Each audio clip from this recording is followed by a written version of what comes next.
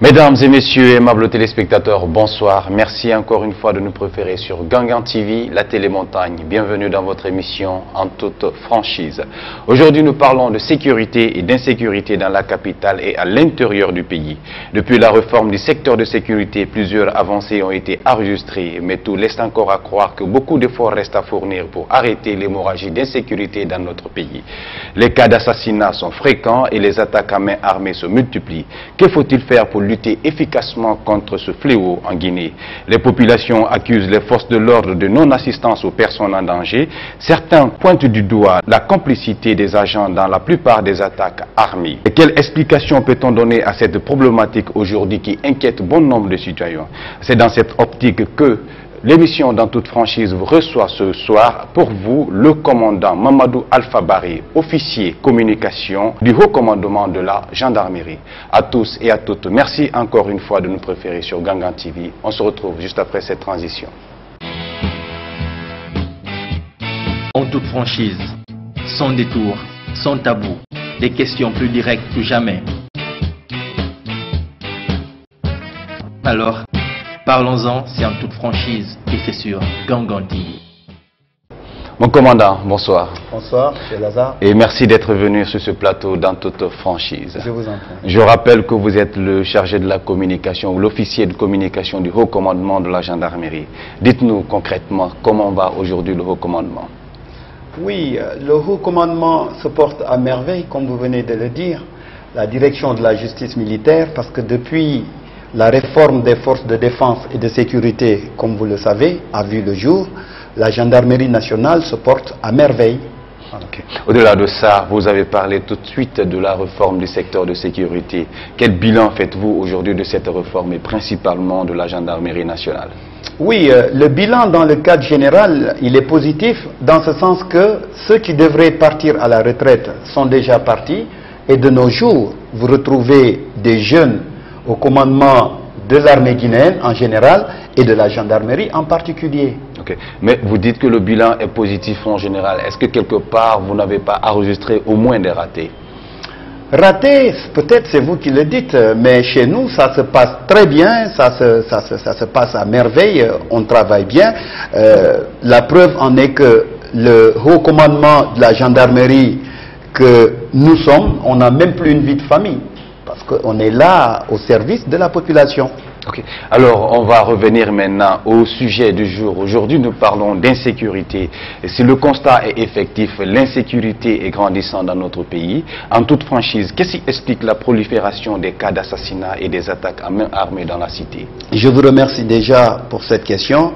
Écoutez, vous n'êtes pas sans savoir que le problème de banditisme, c'est un phénomène social, c'est un phénomène mondial.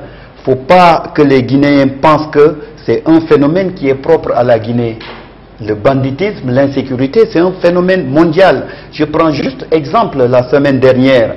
Dans un temple des Sikhs aux États-Unis, il y a un bandit qui est rentré, enfin un sadique moi je dirais, qui est rentré avec son arme, qui a abattu paisiblement les gens et qui est sorti.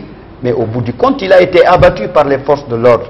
Donc, c'est vous dire que c'est un phénomène mondial qui n'est pas seulement propre à la Guinée. Oui, mais qu'est-ce qui explique aujourd'hui, quand on revient sur le cas précis de la Guinée, la prolifération de ce phénomène dans notre pays? Écoutez, je prends juste exemple encore comme la question est venue. Prenons le cas de la Libye. Quand le président Kadhafi s'est rendu compte qu'il était sur le point de perdre la guerre, il avait fait appel aux Algériens, aux Mauritaniens, aux Burkinabés, aux Ivoiriens, aux Maliens, voire même des Guinéens. Mais quand il était sur le point de perdre la guerre, ceux-ci se sont dit de rebrousser chemin. Et quand ils se sont retournés, il y a certains États qui ont accepté de les accueillir, avec les armes y compris. Il y a d'autres États qui n'ont pas accepté. C'est juste vous dire que même les bandits que nous sommes en train d'interpeller de nos jours, on retrouve des armes qui n'ont pas été dotées par l'armée guinéenne. Je sais que vous voulez dire que peut-être c'est les militaires qui donnent les armes aux bandits, parce que c'est nous seulement, les hommes en uniforme, qui sommes appelés à détenir des armes de guerre, mais je vous fais savoir que c'est vrai, dans le lot des bandits que nous interpellons, il y a des bandits qui détiennent des armes dotées à l'armée guinéenne, mais il y a aussi des bandits qui détiennent des armes venues de l'étranger. Oui, mais ces bandits qui détiennent ces armes venues de l'étranger, aujourd'hui, il faut dire qu'ils traversent au moins nos frontières. Absolument. Et ces frontières sont gardées par les forces de l'ordre, au moins. Bien sûr. Comment ceci ou ces bandits peuvent échapper au moins à la vigilance des forces de l'ordre? Écoutez, la porosité des frontières, c'est un phénomène qui est propre à l'Afrique. Qu'on le veuille ou pas, tout rentre. Prenez seulement la drogue. On est resté ici à un moment, on pouvait acheter la cocaïne comme des cacahuètes au marché. C'est quand Dadis est arrivé, il a répercuté la chose, il a évoqué la chose, les gens ont temporisé un peu. Mais cette question de porosité des frontières, c'est quelque chose de réel. Ça, ce n'est pas un cas guinéen, c'est tout le continent africain qui est comme ça. Oui, parce qu'on parlait tout de suite de la réforme du secteur de sécurité. Aujourd'hui, le cas de porosité des frontières existe. Est-ce que ce phénomène-là a été débattu de long en large par les agents des forces de sécurité pour pouvoir au moins prendre les mesures nécessaires? Bien sûr. Écoutez, par rapport à la porosité des frontières, c'est quelque chose qui a toujours existé avant la réforme des forces de sécurité et de défense. On est d'accord. Mais il y a un proverbe qui dit « Un voyage de 100 jours commence toujours par un pas ». Les vieux viennent de partir à la retraite. On est en train de nous réorganiser petit à petit et je pense que dans sous peu de temps, ça ira. Ok. Alors, autre chose qu'on va parler aujourd'hui dans cette émission, commandant Barry, c'est les attaques à main armée. Les attaques à main armée, il faut le reconnaître, sont aujourd'hui très fréquentes dans la cité. Et selon vous, qu'est-ce qui explique aujourd'hui le fait que les attaques à main armée deviennent beaucoup plus fréquentes dans notre cité? Écoutez, je vais revenir pendant les années 90. C'est vrai, à l'époque, les choses n'étaient pas tellement surveillées comme maintenant. Vous savez, à l'époque, je prends juste le temps des Mathias. C'est une époque qui faisait peur aux Guinéens parce que c'était nouveau. Les gens, ils pouvaient même aller jusqu'à louer une arme pour sortir la nuit, louer des munitions ou acheter des munitions pour sortir. Mais à l'époque, les attaques étaient improvisées. Mais de nos jours, les attaques sont ciblées. C'est ce qui fait la différence entre ces deux époques. Années 90 et années 2000. C'est pour vous dire que le bandit, il évolue en fonction du temps. Et c'est comme ça qu'on s'est retrouvé avec... Oui, mais en fonction de cela, la gendarmerie aussi change ses techniques. Mais bien sûr. Oui. Mais ce n'est pas à l'antenne que je vais dire notre stratégie. Parce que les bandits ont pris l'habitude de me suivre maintenant sur les différentes radios pour suivre, ou bien écouter comment je vais expliquer la nouvelle stratégie du haut commandement de la gendarmerie, direction de la justice militaire. Ce n'est pas à l'antenne je vais le dire. Peut-être en catimini, je vais vous expliquer ce qu'on a mis sur le terrain.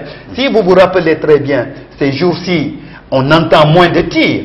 Même s'il y a des attaques, c'est juste vous dire que les attaques sont ciblées. Il y a moins de tirs. Pourquoi? Parce qu'on a parachuté nos hommes sur le terrain qui marchent en tenue civile, parce que les bandits de nos jours, ils reconnaissent nos tenues.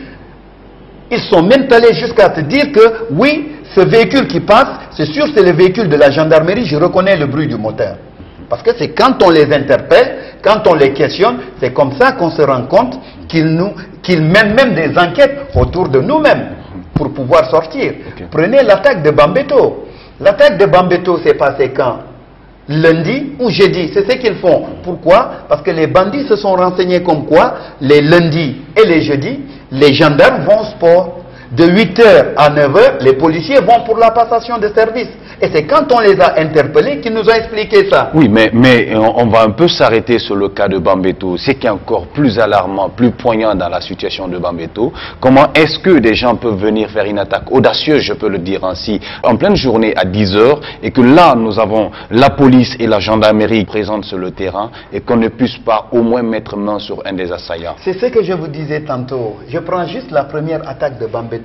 Les bandits, ils se sont renseignés de notre programme, ils sont allés se concerter dans leur temple, c'est ce qu'ils se disent, ils ont leur temple juste derrière le camp Alpha Yaya, ils sont allés se concerter, ils se sont dit oui, les policiers de 8h à 9h, ils vont pour la passation de service, les gendarmes de 8h à 10h, ils vont au sport. Donc si nous voulons réussir notre attaque à Bambeto, il faut qu'on opère juste de 8h à 8h30 ou de 9h à 9h30. C'est les deux hypothèses pour vous dire que les policiers et les gendarmes peut-être ne sont pas là. Ok, mais autre hypothèse qu'on peut aussi exploiter. Récemment, il y a eu une autre attaque à Bambeto, je crois, il n'y a pas plus d'une semaine qu'il y a eu cette attaque. Mais ça, ils sont venus la nuit, on a dévalisé au moins toute une boutique. Est-ce que quelque part, aujourd'hui, ces assaillants ne se sentent pas rassurés parce que réellement la gendarmerie se trouve en position de faiblesse? Non, la gendarmerie n'est pas en position de faiblesse. En ce sens que je vous ai dit pour un départ, que de nos jours, les attaques sont ciblées. Parce que prenez juste un exemple. Quand les bandits maintenant viennent pour attaquer un domicile, ils viennent pour attaquer un citoyen lambda, quand ils viennent, ils nomment l'intéressé. On est venu chercher tel. Et quand ils sont face à tel, ils demandent à tel le montant et puis avec précision, le montant que tu as chez toi, c'est ce qu'on est venu chercher. C'est soit tu nous donnes le montant, soit on te tue. Et qu'est-ce qui se passe pour vous dire que l'ennemi vient toujours de l'intérieur? Quand le monsieur... Parce que quand quelqu'un vous attaque, je ne le souhaite pas, vous cherchez juste à identifier les gens qui vous ont attaqué. Quand le monsieur se rend compte que les personnes ou les bandits qui l'ont attaqué, il y a une personne qu'il a reconnue dedans, c'est en ce moment qu'ils ont pris l'habitude d'assassiner les gens. Parce qu'avant même maintenant qu'ils ne bougent, ils partent dans l'optique de tuer l'intéressé avant de quitter chez lui. Oui, mais il y a autre aspect qu'il faut encore souligner. Il y a les attaques ici, c'est vrai que c'est ciblé, mais là, ils ne vont pas chercher ni l'argent, ni rien. C'est des personnes simplement qu'on essaie d'attaquer. Je peux prendre l'exemple de l'attaque du domicile du secrétaire général de la CNTG et le jeune qu'on avait tué récemment à Bambeto, un vendeur de plastique. Est-ce que quelque part, vous avez autre explication de ces cas d'assassinat? Enfin, vous savez... Conakry est devenu tellement compliqué qu'on ne peut pas tout dire. Il y a des trucs souterrains qu'on ne peut pas expliquer. Parce que c'est pour vous dire encore que c'est toujours des attaques ciblées. Prenez le patron de la boîte du CNTG.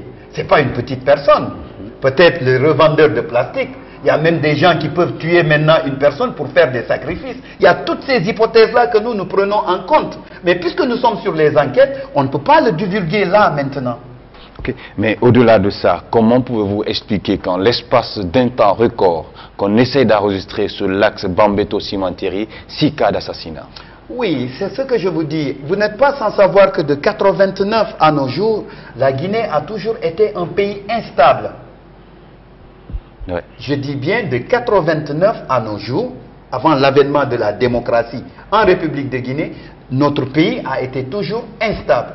Il y a des commissariats qui ont été saccagés, il y a des brigades de gendarmerie qui ont été cassées, il y a des armes qui ont été emportées, il faut le reconnaître. À l'interne aussi chez nous, dans l'armée, il y a des magasins d'armement qui ont été cassés, il faut oser le dire. Il y a des armes qui avaient disparu, mais de nos jours, comme je vous l'ai dit d'entrée de jeu, on a changé de fusil d'épaule. Il faut aussi souligner la mauvaise foi de certains agents des forces de l'ordre qui opèrent en catimini ou en complicité avec certains assaillants. Avant oui, mais maintenant non. Pourquoi non? Parce que, comme je vous l'ai dit, on a parachuté nos hommes. Et maintenant de nos jours, quand on prend un groupe de bandits, ce que nous faisons, c'est on va rentrer en profondeur dans les enquêtes pour voir réellement si un militaire, un policier, un gendarme n'est pas impliqué à cette attaque. Parce que, comme vous le dites, c'est des armes de guerre qui sont utilisées. Quelles sont les personnes à qui on a doté les armes de guerre? C'est les hommes en uniforme que nous représentons. Donc, quelque part, ça fait tilt. Si on apprend dans une zone donnée d'attaque, il y a eu une arme de guerre. Donc, nous, on se dit que peut-être ça provient d'un militaire. C'est pourquoi nous menons nos enquêtes. Mais avec la réforme des forces de défense et de sécurité, de nos jours, l'arme que moi je détiens, l'arme a un numéro de série. L'arme a une date de fabrication. Donc c'est ce numéro de série et cette date de fabrication qu'on répertorie dans un registre. Et les armes que nous prenons avec les bandits sur le terrain, c'est cette enquête-là qu'on va remonter. Au lieu de dire, cherchons à savoir où le bandit a pris cette arme, on cherche à savoir quel est le militaire à qui cette arme a été dotée. Mais à chaque fois qu'on retrouve des armes, c'est des anciennes armes qui ont été coupées, qui ont été sciées, parce qu'on a perdu aussi des militaires, il faut le reconnaître, des militaires qui sont décédés, des armes qui n'ont jamais été retrouvées. Maintenant, les enfants qui grandissent, parce que de nos jours, qu'est-ce qui se passe? Quand un militaire meurt, son enfant veut coûte que coûte prendre sa place. même s'il lui reste quelques années pour partir à la retraite. Donc quand il n'obtient pas satisfaction, il se dit, bon, attends, je vais peut-être récupérer son matériel militaire. Si je le revends, ça va me faire des sous. Ça va faire des sous à la famille. Donc, commandant Barry, il faut le dire aujourd'hui que les attaques à main armée sont à la mode dans la cité. En toute franchise, je sais que la gendarmerie est en train de faire beaucoup d'efforts, mais quelles sont les stratégies que la gendarmerie utilise aujourd'hui pour freiner cette hémorragie dans la cité? Écoutez, je vais prendre encore une fois de plus un exemple. Je pense que le FBI, la CIA aux États-Unis, bouffe plus de 40% du budget américain. Pourquoi? Parce qu'ils veulent vivre en paix. On ne peut pas parler de démocratie sans sécurité. Donc je pense qu'il faut donner les moyens aux services de sécurité. Il faut organiser de sorte qu'on obtienne des services de renseignement très forts, je dis bien très forts, avec des moyens énormes. Prenez la semaine dernière, quand les États-Unis ont appelé les Kenyans pour leur dire, préparez-vous, il y a une attaque terroriste qui se prépare chez vous. Même pas une semaine, il y a eu une attaque là-bas. C'est parce que les gens, ils se renseignent. Ils ont des services de renseignement forts ils ont des ramifications un peu partout dans le monde. Chez nous aussi, il nous faut ça. Il nous faut des services de renseignement très forts. Il faut qu'on ait des ramifications un peu partout. Dans les discothèques, sur les plages. Prenez le littoral. Tous les enfants du littoral sont devenus fous. C'est parce que maintenant ils se sont attelés à fumer de la drogue. Donc il faut qu'on ait des ramifications un peu partout. Dans les marchés, ne vous étonnez même pas de voir de nos jours un gendarme faire du wali-wali au marché. Un gendarme prendre un pouce-pouce. Je ne veux pas rentrer dans les détails parce que comme je vous l'ai dit d'entrée de jeu, les bandits sont en train de voir comment nous marchons de nos jours sur le terrain parce qu'ils voient moins de gendarmes en uniforme sur le terrain. Donc ça les a fait peur. Ils ont fait taire les armes. Mais je vous garantis que dans sous peu de temps, les Guinéens vont dormir en paix en République de Guinée. Oui, mais tout de suite dans votre allocution, vous parlez de moyens pour vraiment mener à bon terme votre mission. Mais est-ce que quelque part, aujourd'hui, la gendarmerie nationale a les moyens nécessaires qu'il faut pour pouvoir vraiment conduire ces stratégies? Écoutez, vous savez, en matière de sécurité, les moyens ne suffiront jamais. Ils vont nous donner tout le budget de l'année, ça ne suffit